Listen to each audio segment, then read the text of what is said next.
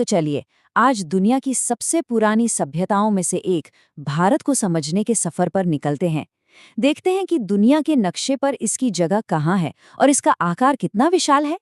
पिछले कुछ दशकों में भारत ने खेती किसानी से लेकर इंडस्ट्री, टेक्नोलॉजी मतलब हर क्षेत्र में जबरदस्त तरक्की की है और इसने दुनिया के इतिहास में अपनी एक अलग ही पहचान बनाई है। तो सवाल ये है कि आज दुनिया के मंच पर ये प्राचीन सभ्यता आखिर खड़ी कहाँ है। इसे समझने के लिए सबसे पहले हमें ग्लोब पर इसकी एकदम सटीक लोकेशन को जानना होगा। तो आज हम क्या क्या देखने वाले हैं। सबसे पहले दुनिया की मैप पर भारत को ढूंढेंगे, फिर इसके साइज और फैलाव को समझेंगे। उसके बाद देखेंगे कि दुनिया से इसका कनेक्शन कैसा रहा है और आखिर में इसके पड़ोसी देशों पर भी एक नज़र डालेंगे। तो ठीक है, चलिए शुरू करते हैं और सबसे पहले देखते हैं कि भारत वर्ल्ड मैप पर कहाँ स्थित है। भारत एक बहुत बड़ा देश है और ये पूरी तरह से नॉर्दर्न हेमिस्फीयर यानी कि उत्तरी गोलार्ध में पड़ता है। अब भूगोल में किसी भी जगह की पक्की लोकेशन दो चीज़ों से पता चलती है, लैटिट्यूड और लॉन्गिट्यूड से। ये जो नंबर आप देख रहे हैं ना, यही भारत की मुख्य जमीन की सीमाएं तय करते हैं। मतलब दक्षिण में कन्याकुमारी से लेकर उत्तर में कश्मीर तक और पश्चिम में गुजरात से लेकर पूर्व में अरुणाचल प्रदेश तक। और यहाँ देखिए, ये जो लाइन है ना, कर्क रेखा या ट्रॉपिक ऑफ कैंसर, ये भारत के लगभग बीचों बीच से गुजरती है और ये लाइन भारत के मौसम और जलवायु को तय करने में एक बहुत बड़ा रोल निभाती है। तो लोकेशन तो समझ आ गई, अब जरा इसके साइज को देखते हैं कि ये भौगोलिक विस्तार असल में कितना बड़ा है। भारत का कुल एरिया ये है 32.8 लाख स्क्वायर किलोमीटर्स।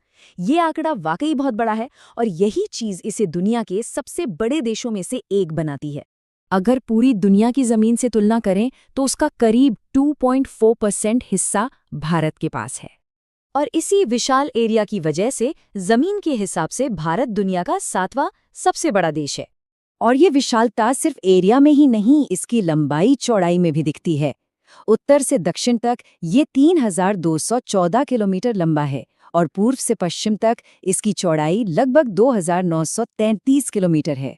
इसकी जमीनी सरहद करीब 15200 किलोमीटर लंबी है और अगर हम अंडमान निकोबार और लक्षद्वीप को भी मिला लें तो इसकी समुद्री तटरेखा 7500 किलोमीटर से भी ज्यादा लंबी हो जाती है।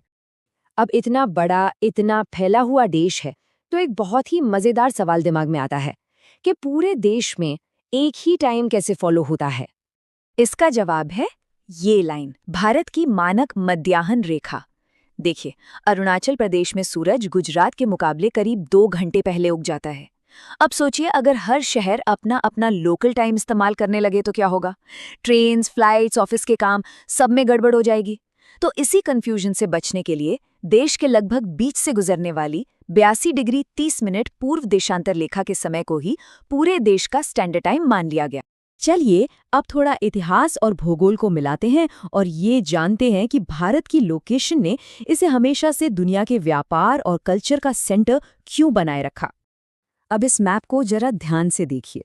ये सिर्फ जमीन पर पूरब और पश्चिम एशिया को नहीं जोड़ता, हिंद महासागर में इसकी जो सेंट्रल पोजीशन है वो कमाल की है। इसी वजह से उन सभी समुद्री रास्तों पर इसका कंट्रोल रहा है जो सदियों से दुनिया के व्यापार की लाइफलाइन रहे हैं। और इन रास्तों से सिर्फ मसाले और कपड़े ही नहीं जाते थे। कल्पना कीजिए, इन्हीं रास्तों से उपनिषद और रामायण की कहानियां दुनिया भर में पहुंची। भारत के नंबर्स और डेसिमल सिस्टम, जिसने मैथ्स की दुनिया ही बदल दी, वो भी यहीं से फैला। और ऐसा नहीं है कि सिर्फ चीजें यहाँ से गईं। यूनानी मूर्तिकला और पश्चिमी एशिया का आर्किटेक्चर भारत आया। मतलब ये विचारों और संस्कृति का एक 2 वे ट्रैफिक था। और नए जमाने में तो ये लोकेशन और भी ज्यादा जरूरी हो गई। 1869 में स्वेज नहर का खुलना एक असली गेम चेंजर था। इसने भारत और यूरोप के बीच की दूरी को सीधे सीधे 7000 किलोमीटर कम कर दिया। इसका मतलब था तेज शिपिंग, कम लागत और व्यापार में जबरदस्त उछाल। इसने भारत को ग्लोबल इकोनॉमी के और भी करीब ला दिया। और अब आखिर में जूम इन करते हैं भारत के आस पड़ोस पर, मतलब इसके सबसे करीबी देशों पर। भारत की जमीनी और समुद्री सीमाएं कई देशों से मिलती हैं। इससे एक ऐसा पड़ोस बनता है जहां हर देश एक दूसरे से जुड़ा हुआ है और इसके अपने जियोपॉलिटिकल मायने भी हैं।